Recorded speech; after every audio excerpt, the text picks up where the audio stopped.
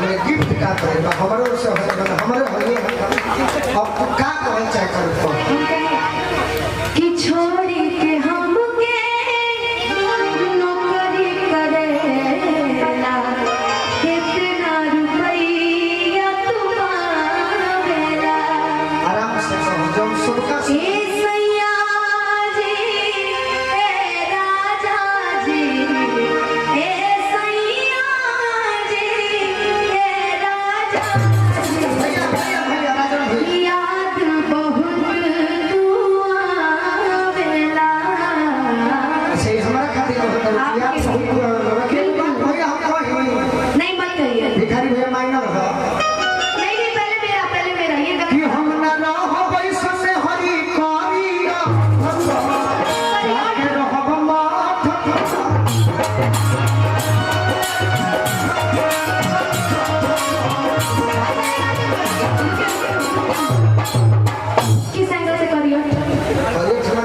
सुंदर काम है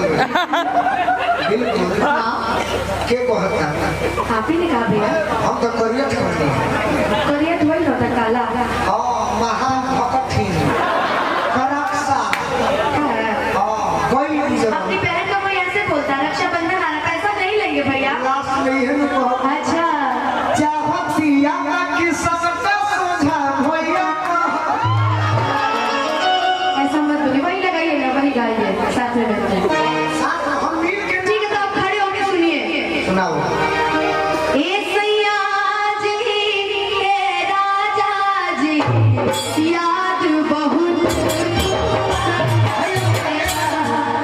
एक और हम जवाब यही धुन पर दे दिया नहीं अभी नहीं पहले मैं गा लूंगी तब मैं गा लूंगी पहले मुझे गा लेने लेकिन ये गलत बात है हाँ गलत बात है ना अच्छा तो भाई जवाब दे कि ना दे तू गावा हम कहां के गा के ना दे यही धुन ना दूसरा बात नहीं थी तू हमारे खातिर भाई हमरा आज तक तुम भैया चाहत करो कि भैया बोल दो बाकी वो गाना लगे यही धुन अच्छा हिंदा भेजा ना थी अगर हमारा बियाह हो जाए हां हम गायक रहती नायक रहती तो हमारा मेहराब जम कर भाभी क्या कहती कि सखी जननी की सैया गवैया हमें संगही नचनियो सुतावेले से जिया हमरो तड़पे जवानी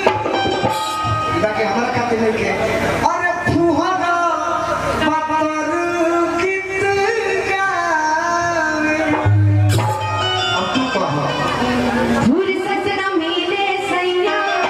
मीठे के पतिया मुझसे बचे तू झाले लपटिया भूल सजना मिले की हो लिखे के पतिया मुझसे आवे भैया ना पतिया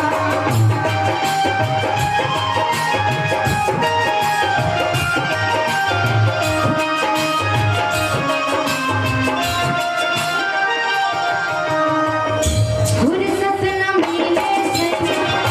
मीठे के पतिया मुझसे बचे तू झाले लपटिया जैसे कि चला बिना जैसे कि चला बिना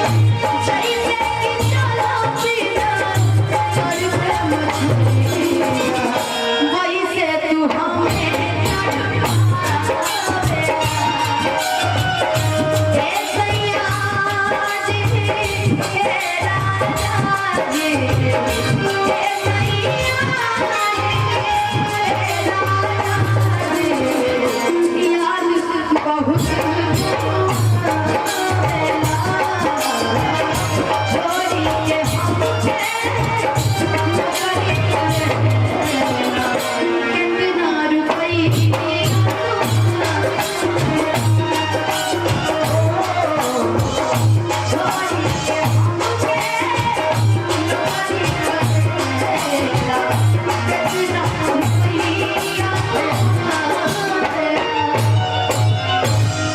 वैसा टाइम कितना भाई